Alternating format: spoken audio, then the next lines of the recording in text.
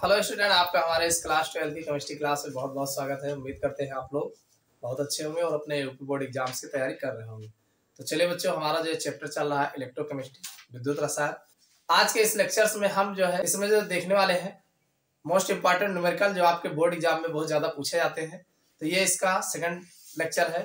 अगर आप लोगों ने पिछला लेक्चर्स नहीं देखा है, इसके जितने भी डेरिवेशन या जो है थ्योरीज बनते हैं, तो नीचे जो है डिस्क्रिप्शन में प्ले लिस्ट मिल जाएगा, वहां जा करके आप सभी टॉपिक के वीडियोस आप देख सकते हैं और अपने यूपी बोर्ड एग्जाम्स की तैयारी कर सकते हैं। तो चलिए बच्चों, आज क्लास स्टार्ट करते हैं और देखते हैं कि मोस्ट इंपॉर्टेंट न्यूमेरिकल जो आपके बोर्ड एग्जाम में पूछे जाते हैं किस टाइप के, उन सब के बारे में हम बारी बारी चर्चा करते हैं। आप लोग अगर न्यूमेरिकल से बहुत भागते हैं तो निश्चिंत रहिए, एक एक न्यूमेरिकल हम बताएंगे, सारे न्यूमेरिकल आपको समझ में आ जाएंगे। तो चलिए देखते हैं आज का हमारा जो पहला क्वेश्चन है, निम्न के अपचयन में कितने आवेश की आवश्यकता होगी।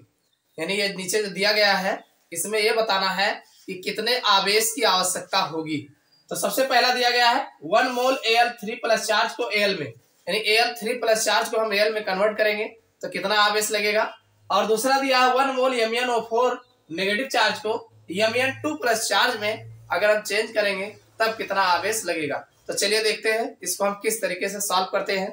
अगर देखा जाए पहले की बात करें तो इसमें जो इलेक्ट्रोड की क्रिया हो रही है, अगर हम बात करें इलेक्ट्रोड क्रिया की, तो लिखा गया है Al3 प्लस चार्ज भाई 3 प्लस चार्ज है।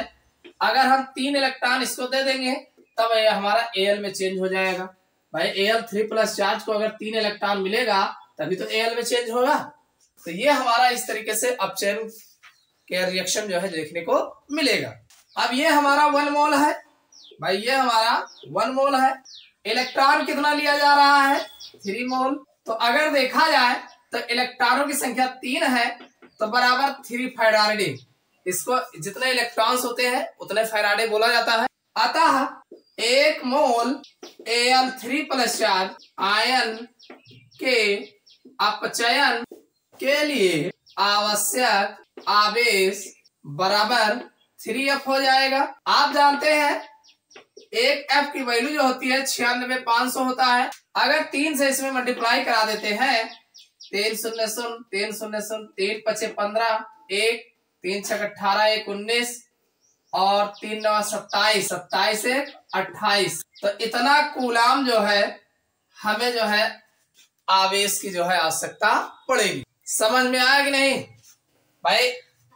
एक फैराडे में जो है आपका 96,500 कूलाम होता है, तो 3 इलेक्ट्रॉन है 3 फैराडे यूज होगा, तो 3 से मल्टीप्लाई करा दीजिए आपका बन जाएगा। समझ में आया? चलो दूसरा देख लेते हैं। भाई दूसरे की अगर हम इलेक्ट्रोड क्रिया की बात करें, अब क्रिया लिखा है MnO4 नेगेटिव चार्ज, ये चेंज होगा Mn2 प्लस चार्ज। अगर यहां पर देखा जाए Mn की ऑक्सीकरण संख्या तो 4 दूनी 8, 8 में से चला जाएगा 7 प्लस 7 है, और इसमें अगर हम 5 इलेक्ट्रॉन लगा दें और तो यह Mn2 प्लस चार्ज में बदल जाएगा। भाई यहाँ Mn की ऑक्सीकरण संख्या अगर देखेंगे तो प्लस 7 है, अगर 5 इलेक्ट्रॉन डाल दिया जाएगा, भाई 7 प्लस चार्ज है ना, अगर 5 इलेक्ट्रॉन डालेंगे तो 5 यहाँ निगेटिव और 5 प्लस बराबर हो जाएंगे, तो 2 प्लस बच जाएगा 2 हो जाएगा। समझ में आई बात कि नहीं? तो ये इसमें 5 इलेक्ट्रॉन लग रहे हैं, तो 1 मोल Mn7 प्लस चार्ज आयन को Mn2 प्लस चार्ज आयन में अपचयन के लिए आवश्यक आवेश, भाई आवश्यक आवेश की बात करें तो ये हमारा कितना है 5 इलेक्ट्रॉन लग रहा है तो 5 फैराडे हो जाएगा। और आप जानते हैं 1 फैराडे जो है 96,500 होता है, 5 से गुणा करा दीजिए तो ये 00 ये हो जाएगा, और 50 25 2 आ जाएगा, और 5 6 30 और 30 2 32 3 आ जाएगा, 5 9 45 और 3 48। इतना जो है कूलाम जो है आपको आवेश जो है देखने को मिल जाएगा। समझ में आया कि नहीं? इसमें आपसे पूछा गया था कितने आवेश की आवश्यकता होगी, तो भाई MnO4 नेगेटिव चार्ज से Mn2 प्लस चार्ज बनने में जो है 48-2500 कूलाम की आवश्यकता पड़ेगी, और अगर इसमें हम बात करें तो 28-95, तो इतने कूलाम की आवश्यकता जो है पड़ेगी। तो उम्मीद करता हूँ समझ में आ गया होगा। चलिए अगला क्वेश्चन देख लेते हैं। अगला क्वेश्चन हमारा जो है ये आपके 2019 के सेट में देखने को मिल जाएगा, काफी ज्यादा इंपॉर्टेंट है और इस टाइप के न्यूमेरिकल आपके बोर्ड एग्जाम में जरूर देखने को मिलते हैं। हमारा क्वेश्चन है कि CuSO4 के विलयन को 2.0 एम्पियर की धारा से 450 सेकंड तक विद्युत अपघटित किया गया, यानी 450 सेकंड तक विद्युत अपघटित किया गया है। कैथोड पर निक्षेपित कापर का द्रव्यमान क्या होगा, यानी कैथोड पर कापर का कितना द्रव्यमान निक्षेपित होगा, ये आपसे पूछा गया है। तो चलिए देखते हैं इसको लगाएंगे कैसे। भाई एक चीज आपको दे रखा है, टाइमिंग t बराबर दिया है 450 सेकंड और एक धारा दिया गया है I बराबर 2.0 एम्पियर। आप जानते हैं आवेश, भाई आपको पता है आवेश Q बराबर क्या होता है, IT होता है। आपको पता है Q बराबर IT होता है। तो अगर आवेश आप निकालते हैं तो भाई I की वैल्यू जो है 2 है और T की वैल्यू 450 है। तो ये आपका 900 कूलाम जो है आवेश आपको देखने को मिल जाएगा। बात समझ में आ गई कि नहीं? इतना भाई आवेश आपको जो देखने को मिलेगा वो 900 कूलाम जो है यहाँ पर मिल जाएगा। अब अगर हम अभिक्रिया की बात करें, भाई आप देख रहे हैं CuSO4 है तो Cu2 प्लस चार्ज होगा। अगर इसको हम 2 इलेक्ट्रॉन हम दे दें तो ये Cu में चेंज हो जाएगा। भाई CuSO4 का मतलब क्या हुआ, जलीय विलयन में अगर CuSO4 को घोलोगे तो Cu2 plus charge SO4 negative charge, तो अगर इसको 2 इलेक्ट्रॉन मिलेगा तो Cu में चेंज हो जाएगा। तो अगर इसमें देखा जाए 1 मोल, या भाई आप जानते हैं कापर का अगर द्रव्यमान देखा जाए एटॉमिक मास तो 63 ग्राम होता है Cu का। तो 1 मोल या 63 ग्राम Cu को निक्षेपित, तो 1 मोल या 63 ग्राम कापर को निक्षेपित करने के लिए आवश्यक आवेश, भाई अगर देखा जाए तो यहाँ पर Cu2 प्लस चार्ज विलयन में से Cu निक्षेपित करने के लिए जो आवेश हमें आवश्यकता होगी, अगर देखा जाए तो 2 इलेक्ट्रॉन लग रहा है, मतलब यहाँ पर 2 फैराडे होगा। कितना हो जाएगा? 2 फैराडे हो जाएगा।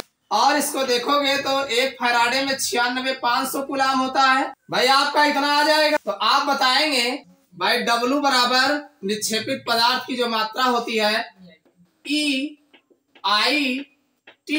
और बटे 96,500, ये फार्मूला आपको अच्छे से पता है।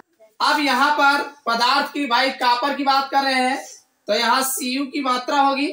तो अगर इस फार्मूले पर, अगर हम इस फार्मूले पर रखते हैं तो ई तुल्यांकित द्रव्यमान, भाई कापर का तुल्यांकित द्रव्यमान 63/2 कितना हो जाएगा? 2।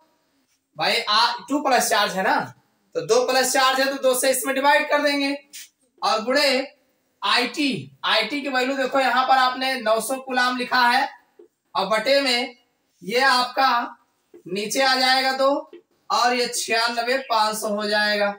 समझ में आया कि नहीं? तो अगर यहां से आप निकालते हैं तो ये आपका डायरेक्ट जो है इस तरीके से आपका सॉल्व हो जाएगा। 2 0 2 0 कट जाएगा यहाँ से। और इसको अगर देखा जाए, भाई ऊपर का ऊपर गुणा करा दीजिए, 9 3 27 2 हो जाएगा और 9 6 54 55 56, ये इतना आ जाएगा। नीचे 2 से मल्टीप्लाई कराएंगे, 2 5 10 1 आएगा, 2 6 12 1 13 हो जाएगा और 9 2 18 1 19 आ जाएगा। इसको इतने से भाग देंगे तो ये 1930 बटे 567, 0 बढ़ाएंगे दशमलव लगाएंगे, इतना आएगा और 19 दूना 8 19 मतलब 2 बार ले जाओ, 2 0 0 2 3 6 2 9 18 1 2 1 कम 2 1 3, ये 0 आएगा, 6 1 7 हो जाएगा, लगभग 9 बार जाएगा। ये 9 3 27 2 और 9 9 81, ये लगभग आपका 8 बार जाएगा। ठीक, तो कुल मिला के अगर देखा जाए यानी W की मात्रा जो हमारा Cu होगा 0.298 ग्राम में निकल के आ जाएगा। बात समझ में आएगी नहीं?